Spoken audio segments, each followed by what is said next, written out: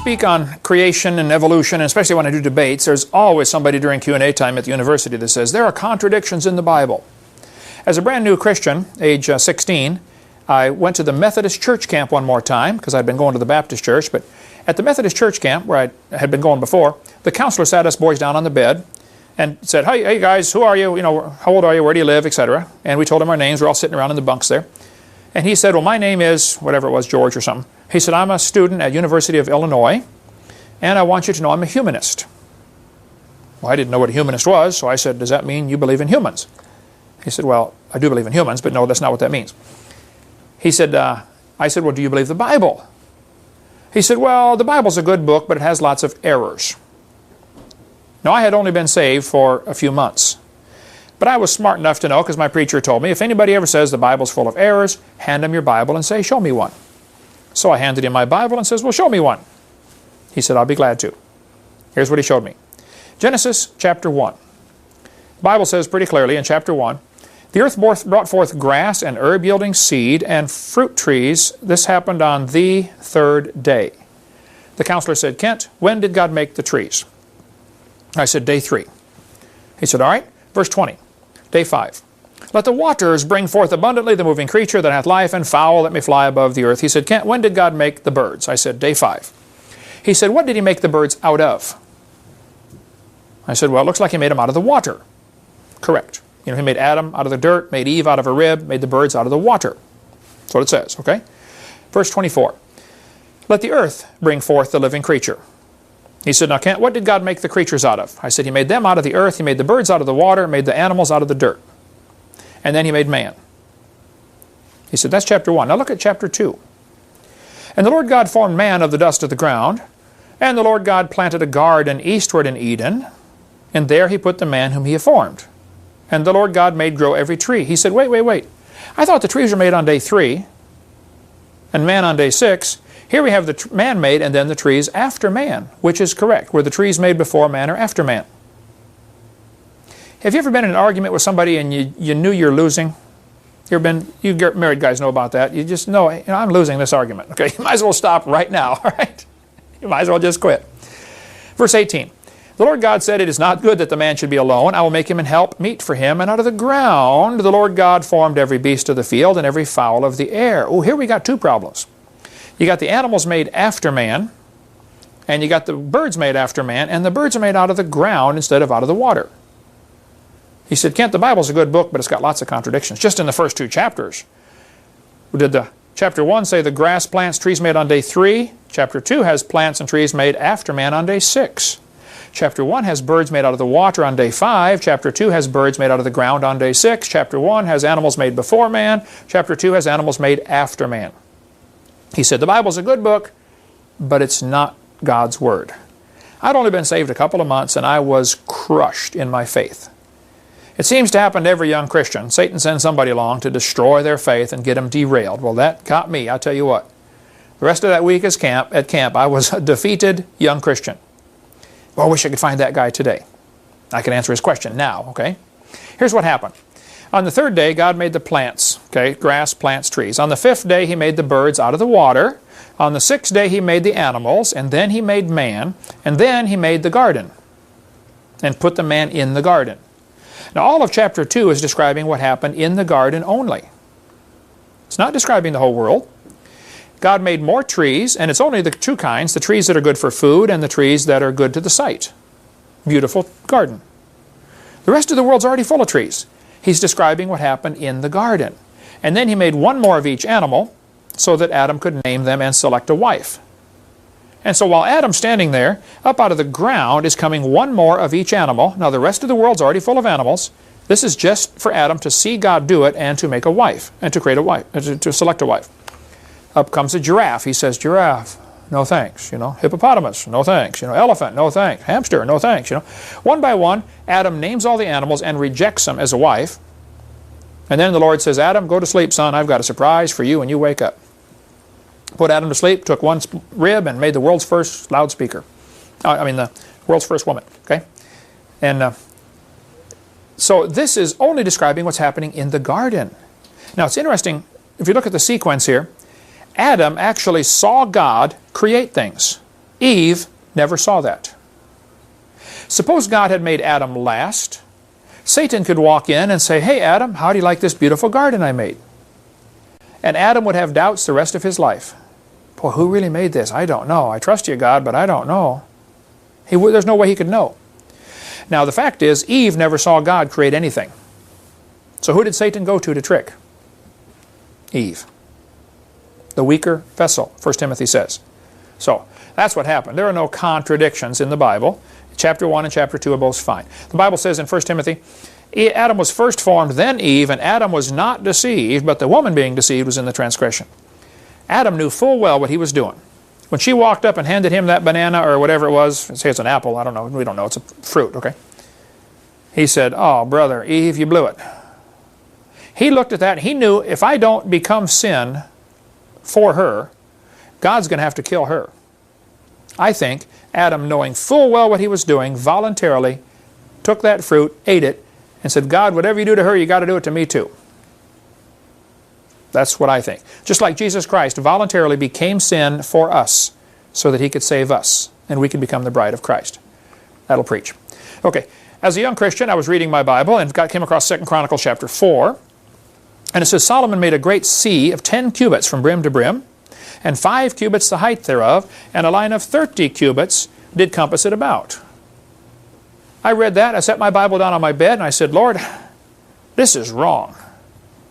If it's 10 cubits across, it's not 30 cubits around." Anybody that studies mathematics knows to find the circumference of a circle, its diameter times pi, 3.14159.265.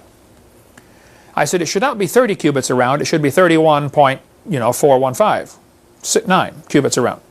Why did he say 30 cubits around? I thought there was an error in the Bible and I was going to quit Christianity. And I read the passage and read it and read it and read it and said, wait a minute, wait, I'm missing something here. Verse 5 says it was a handbreadth thick. That's a lot of brass, that thick. And the brim of it was like the work of the brim of a cup. There are two theories of how to solve this supposed contradiction. One theory says it was 10 cubits outside to outside, not counting the thickness of the brass. Now that'll work. If you take 10 cubits, elbow to fingertip, subtract 2 handbreadths, and calculate backwards, you'll get a value of pi for the inner circumference of 3.14159. It'll work fine. You can give it a try. The other theory is that it says it had a brim like a cup. The bowl went up and had a brim coming out, so it's 30 cubits around the bowl, but 10 cubits across brim to brim, counting the little lip sticking out, like most cups are bent out just a little bit. Either theory would probably solve the problem. No, there are no contradictions. So 1 Kings says, Solomon made this molten sea that held 2,000 baths. A bath is about 8 gallons. Yet 2 Chronicles says it held 3,000 baths. Well, was it 2,000 baths or 3,000 baths? By the way, 3,000 baths, 24,000 gallons, is a small to mid-sized swimming pool. Okay, it's the kind you put in your backyard. That's a 24,000 gallon pool. That's a lot of water, or oil, or whatever they're going to put in this thing. Well, 2 Chronicles says it held 3,000 baths. 1 Kings says it contained 2,000 baths. Is that a contradiction? No, it's not full. It's 2/3 full, okay? It could hold 3,000, but it's only got 2,000 in it. How many horses did Solomon have? This is a contradiction the atheists always bring up. 1 Kings says Solomon had 40,000 stalls of horses for his chariots and 12,000 horsemen. 2 Chronicles says Solomon had 4,000 stalls for horses and chariots and 12,000 horsemen. Well, which is it, 40,000 or 4,000? Now, we sell on our website the Defender's Bible by Henry Morris. I love Henry Morris and the Defender's Bible. He's a good personal friend of mine, and his son John Morris, good friend of mine. Love what they're doing. In the Defender's Bible, he's got a footnote right here that says this is a copyist error. He says this number is given as 4,000 in 2 Chronicles. This is best explained as a copyist error. Well, I read that, and I wrote a letter to Henry Morris and said, brother, I love you, I sell your Bible, but I'm going to have to put a disclaimer in the front page. You have a mistake. Actually, quite a few mistakes in your footnotes. And so I have a one-page disclaimer that goes with our Defender's Bible that we sell. They've got a stack up in shipping if you want to read it. That says, we love Henry Morris. He's got many good notes in here, but like anything, you got to eat the meat and spit out the bones. He's wrong about this one. There is not a copyist error. Both of those verses are absolutely fine. Read them carefully. Solomon had 40,000 stalls of horses for his chariots. Does that tell me how many chariots he had? No. That tells me how many horses he had for the chariots, right? For 2 Chronicles. And Solomon had 4,000 stalls for horses and chariots. Oh, now that's different. Apparently he had stalls for to keep the horses and chariots, and he had other stalls just for the horses for the chariots. Well, if they had 40,000 stalls of horses for the chariots, and he had 4,000 stalls for horses and chariots, they had 10 horses per stall. 10 horses per chariot, I'm sorry. Not a contradiction at all. King James got it exactly correct. 10 horses per chariot. They would never put 1 horse per chariot. I mean, 1 arrow takes out the whole tank. They had chariot teams, actually. NIV got it wrong. New American Standard got it right. I collect other Bible versions. I got a bunch of them here. New Revised Standard got it wrong. How many men did David kill? 700 or 7,000? Well, look at the passages carefully. The Syrians fled before Israel, and David slew the men of 700 chariots of the Syrians. 1 Chronicles. David slew of the Syrians 7,000 men which fought in chariots. Well, which is it? 700 or 7,000? Read it carefully. Again, Henry Morris has a footnote here that says this is a copyist error. No, I'm sorry, Henry, it is not a copyist error. Both verses are fine. Look at them carefully. If he slew the men of 700 chariots, and he slew 7,000 men which fought in chariots, what does that mean? 10 men per chariot. They had 10 men and 10 horses. They had chariot teams. You go out, you fight for a while, you come back, you swap out. See, the chariot does not get tired. The men and horses get tired. And the chariot is your tank. You don't want to lose that thing. So somebody gets wounded, hurt, bring them back, swap out. They had chariot teams. NIV got it wrong. He killed 700 of their charioteers and 7,000 of their charioteers. There's a clear contradiction. Most of the New Bible versions that I'm aware of have some real serious contradictions built in. I'm not aware of any in the King James. The Bible says in Genesis 10, these are the sons of Shem after their families, after their tongues. So the languages are divided in chapter 10. But you read chapter 11, it says the whole earth was of one language. When I debated Farrell Till, who's the editor of an atheist magazine up in Illinois, he said, oh, the Bible's got a contradiction. Chapter 10 says the languages were divided up, and chapter 11 says the whole world's of one language. See, Bible's wrong. Farrell, chapter 11 is recapping like giving a headline. Suppose you saw the headlines in the paper, 10 children killed in school bus accident. Then you start reading the article, and it says, the bus was driving down Highway 12. You say, wait, I thought they had a wreck. Yeah, the headline is summarizing the story, and now they're going back and giving the details, okay? Chapter 10 summarizes the story, and chapter 11 is going through and giving some of the details. Not a contradiction. Here's another supposed contradiction. How many died in the plague? Numbers 25 says, those that died in the plague were 20 and 4,000. When you read the story in 1 Corinthians, it says there fell in one day 3 and 20,000. Well, which is it? 24,000 died in the plague, according to Numbers, or is it 23,000 died in the plague? Well, again, read it carefully. No contradiction. How many died in the plague? 24,000. How many died in one day? 23,000. Well, 1,000 died the next day from the same plague. It's not a contradiction at all. So we go through in our college class quite a few of the supposed contradictions in the Bible. If you think there are some, you can contact our office on our during our radio program. We have all kinds of time. We can take an hour-and-a-half question every day on supposed contradictions in the Bible or questions on creation or evolution.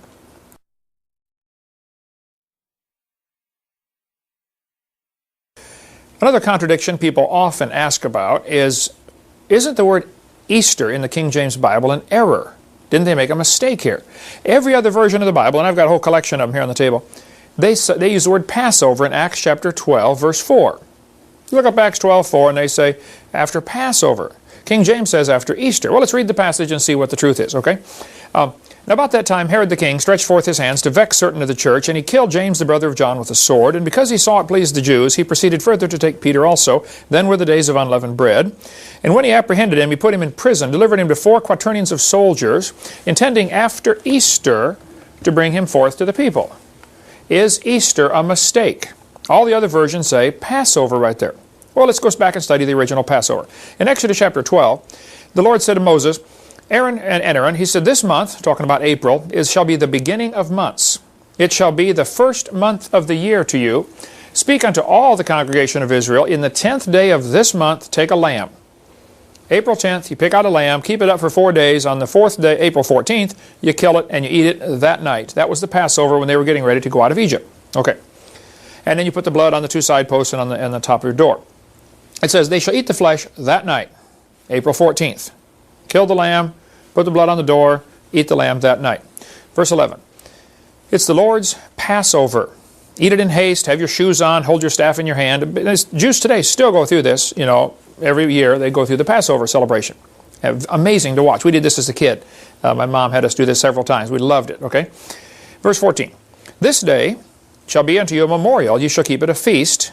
Verse 15. 7 days shall you eat unleavened bread. Here's the sequence. 10th day, pick out a lamb, watch it for 4 days, make sure no blemishes. 14th day, kill it. That night is the Passover. The death angel passed over the children of Israel if they had the blood on the doorpost.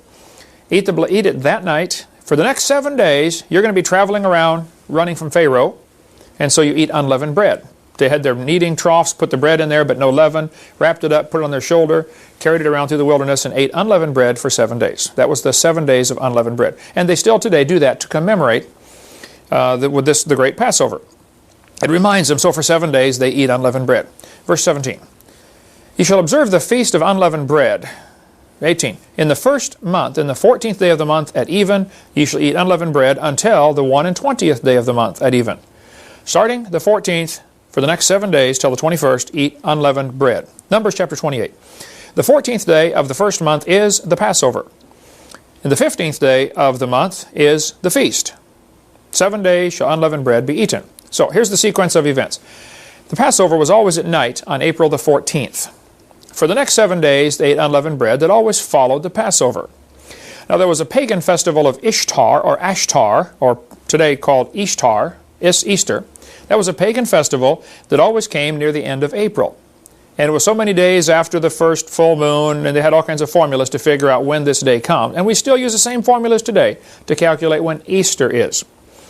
But Easter was a pagan holiday to commemorate the earth regenerating itself. You know, things start to grow again. You got Easter lilies, and so that's why they have all kinds of regeneration symbolism in the Easter holiday. Easter bunny, like Playboy bunny, okay? All stuff on fertility symbols. Easter rabbits, the Easter eggs. Those are all symbols of fertility, and it is definitely a pagan holiday. Now, is it something worth fighting and beating somebody up over? No, okay? Christ did rise from the dead, and if you want to celebrate that day, that's fine. People get carried away over these holidays and go around, you know, refuse to celebrate any holidays. I don't think you ought to do that. But you need to understand, Christmas and Easter both are pagan holidays, no question.